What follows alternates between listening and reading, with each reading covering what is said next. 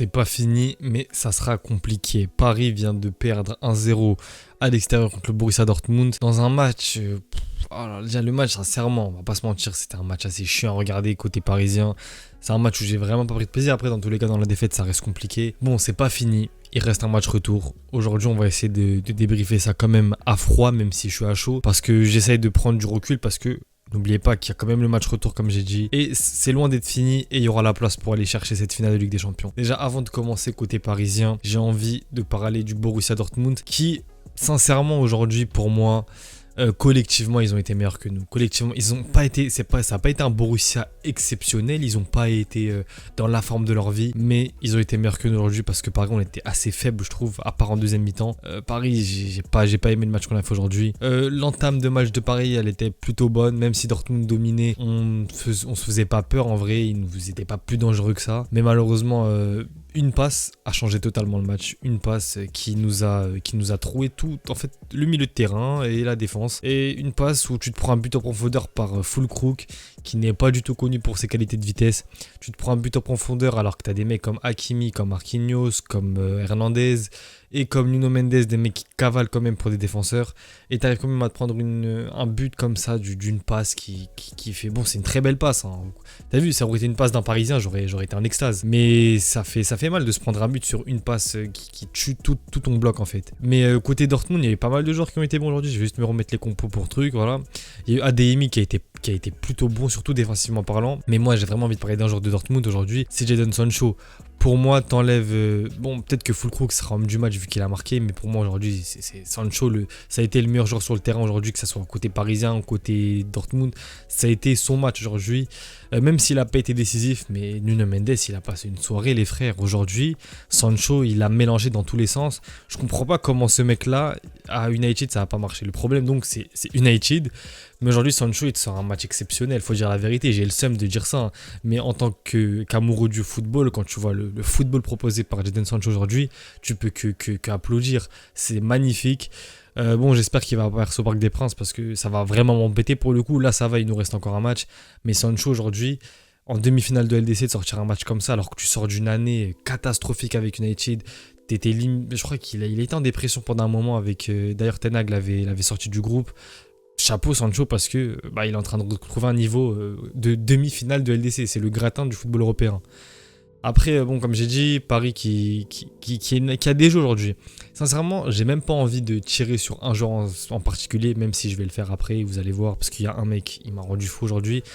Mais je parlais de Luis Enrique, je vais pas le critiquer, je vais pas commencer à remettre tout son travail en cause.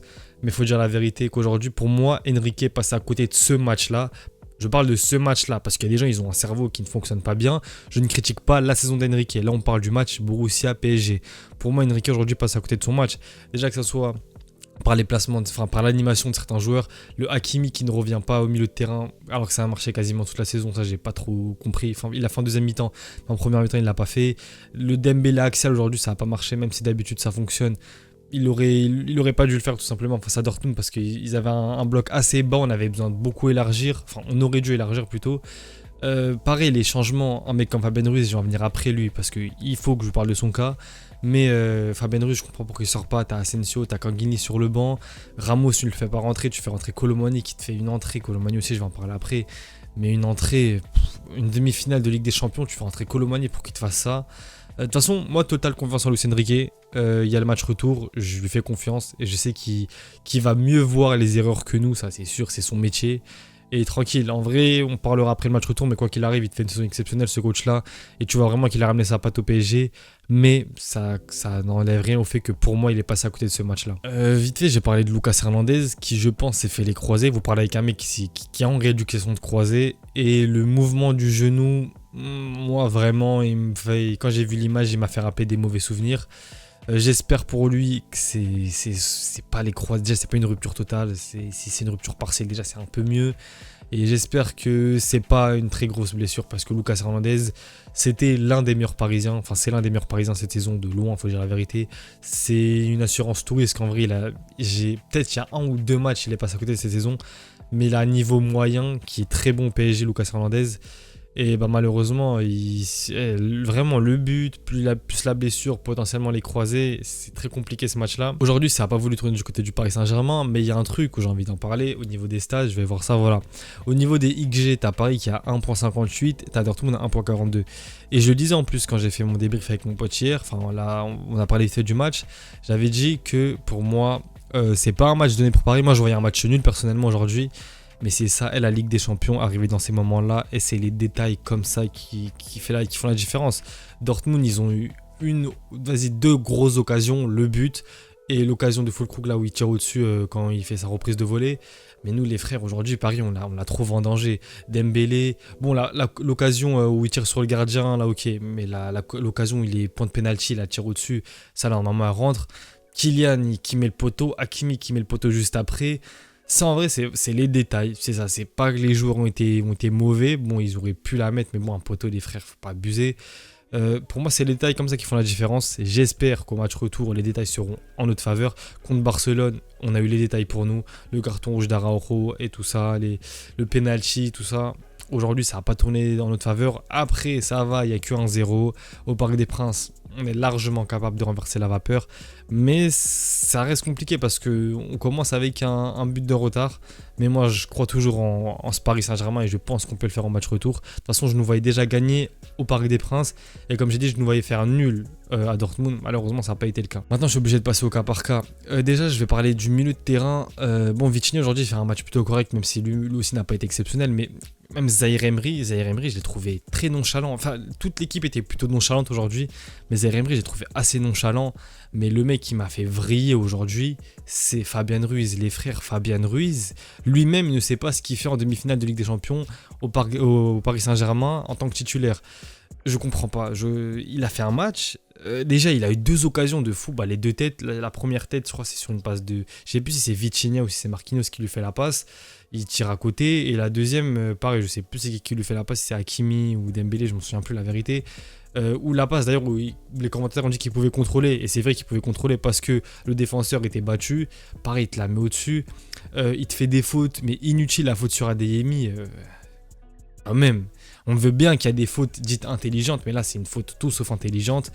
Des fois, ça marche pas avec ses coéquipiers. Soit il fait pas la passe au bon moment, soit il fait pas l'appel qu'il faut faire, soit il fait pas l'effort qu'il faut faire. Fabian Ruiz, aujourd'hui, tu as fait un match catastrophique. Et d'ailleurs, c'est pour ça que je ne comprends pas pourquoi Luis Enrique l'a pas fait sortir. De toute façon, lui, c'est un mec, j'espère qu'il va tailler dès ce mercato. Hein. Même s'il a fait des plutôt bons matchs, on voit qu'il y a un plafond de verre avec lui. Je vous mens pas, hein, là, peut-être que je suis pas 100% objectif. Hein. Ah, mais il m'a gavé tout le match. Pour moi, aujourd'hui, c'était le plus mauvais Parisien sur ce match-là. Il était claqué de ouf. Après, on peut aussi parler d'attaque parisienne. Hein. Dembélé, pour moi, ça a été le meilleur des trois. Kylian en neuf, il a fait un match. Il a essayé d'occuper la défense, mais on l'a pas tant vu que ça. Il a eu une occasion. Après, je sais même pas, il a touché combien de ballons, Kylian. Je vais voir ça vite fait. Il a touché quand même 52 ballons. On n'aurait pas dit la vérité. On n'aurait pas dit 9 ballons dans la surface. Il a fait un match très moyen, Kylian, on va pas se mentir. Et Barcola aussi, que j'ai pas trouvé bon. Barcola qui d'habitude il nous habitue à beaucoup plus de mouvements sur le côté. Mais après, le truc aussi qu'il faut remettre en contexte, là je dis qu'ils n'ont pas été bons. Mais pareil, notre force, c'est la profondeur. Aujourd'hui, Dortmund, ils ont joué super bas après avoir mis le but. Ils étaient sur la ligne de la surface de réparation, dans les 6 mètres. Ils étaient très bas, du coup, c'était compliqué. C'est pour ça que j'ai pas tiré sur les joueurs. Pour moi, aujourd'hui, c'est vraiment une faillite collective du Paris Saint-Germain. On n'a pas été bon collectivement. J'ai vu une équipe vraiment très nonchalante, je trouve, personnellement. Mais que ça soit en attaque, que ça soit au milieu de terrain, comme j'ai dit, Kylian, Zahir Emery, Fabian Ruiz, je sais pas, je les ai trouvés vraiment nonchalants aujourd'hui. On dirait qu'ils ne sont pas mis en tête, qu'ils jouent une demi-finale de LDC et que c'était un ticket potentiel pour la finale. Là. Même s'ils gagnaient avec 1 ou 2 buts d'avance, c'était bon. Bon, après, comme j'ai dit, les détails n'ont pas été de notre côté. Il n'y a pas eu les buts qu'il fallait mettre. On a eu de la malchance aujourd'hui.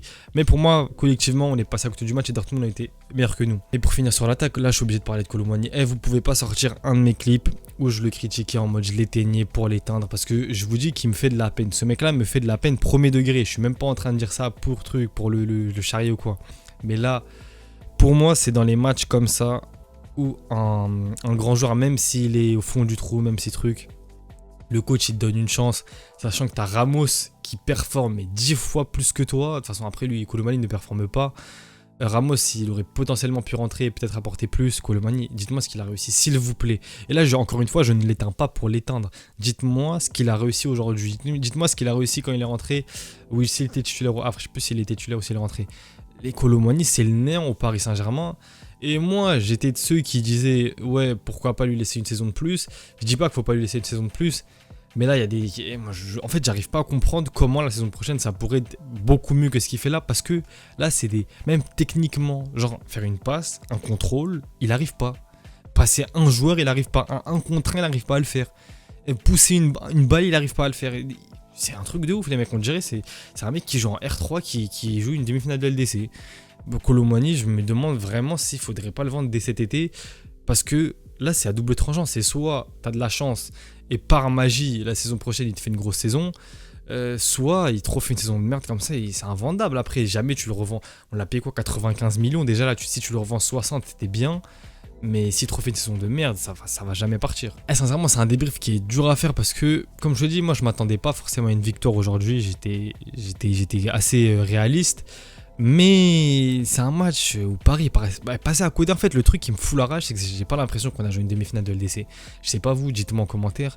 Mais Paris aujourd'hui, ils m'ont dégoûté. Grande chance manquée, 4 de notre côté et 4 côté Dortmund. En fait, Dortmund, après, c'est demi-finale de Ligue des Champions. C'est deux équipes qui se valent. Si Dortmund est là, c'est qu'il y a une raison, tu vois. Mais Paris, pour moi, aujourd'hui, n'ont juste pas pris l'ampleur du match, j'ai l'impression. Je sais pas si c'est une question de peur, de stress, de je ne sais pas. Parce que, regardez, première mi-temps, hein, quand même, première mi-temps, 0 tir cadré pour Paris, contre 4 pour Dortmund. Deuxième mi-temps, là, on est à 3 tirs cadrés pour Paris. Sur 11 tirs total en deuxième mi-temps, t'en cadres que 3. T'as 4 grosses chances, t'en mets aucune. 1,48 d'XG. Moi, je me dis que peut-être c'était un épiphénomène, qu'aujourd'hui, on n'a pas eu de chance. Le vent n'a pas tourné en notre faveur. Encore une fois, dans tous les cas, moi, je reste focus sur le prochain match. C'est là où tout va jouer. Dans tous les cas, on n'a pas le choix. Peut-être que même... Je me dis que peut-être que cette défaite à Dortmund, peut-être même que c'est une bonne chose. Parce qu'on a vu qu'on n'était pas les invincibles qu'on pensait être. On n'était pas l'équipe qu'on pensait être, entre guillemets. Enfin, comme ça va nous remettre les idées en place. Enfin, même pour les joueurs. Et peut-être que c'est un mal pour un bien. Parce que maintenant, on a vu qu'on était friable. On a vu que on n'était pas encore des vrais tueurs comme peut être le Real Madrid. Hein. Le Real Madrid, ce match-là, il te gagne tous les jours. Si tu reprends les mêmes occasions que Paris a eu, tout pareil, le Real gagne ce match-là. Je pense que les joueurs, ça va les rêver aussi, parce que là, tu gagnes le titre, tu fais un match plus que moyen contre le Havre, t'en prends 3. Là, tu vois que ça pêche contre Dortmund, tu perds à l'extérieur. Pour moi, ça peut être un mal pour un bien. À voir maintenant. Faut juste pas que ça tue moralement l'équipe, mais je pense pas que ça va faire ça. Moi, j'y crois à la qualification. Sincèrement, j'y crois. Je pense que Paris a de quoi renverser la vapeur à domicile. En tout cas, on soutiendra l'équipe quoi qu'il arrive. Hein. Et moi, j'y crois à cette finale. Et je pense que cette année, ça peut être la bonne encore une fois. Mais moi, j'y crois pour de vrai. Dites-moi vous ce que vous en pensez. Je pense que j'ai fait le tour. Sincèrement, j'aime pas faire des débriefs quand Paris perd parce que ça me prend pour de vrai. J'ai le démon là. J'arrive pas à être 100% objectif, j'ai l'impression. Et dans tous les cas, je pense que je vais faire un débrief du débrief demain ou après-demain à froid, en revoyant certaines actions, tout ça, parce qu'il y a trop de choses à dire sur ce match-là. Faut que je revoie les actions pour comprendre comment on est passé autant à côté de ce match-là. Du coup, ça sera pour une prochaine vidéo. A plus les mecs.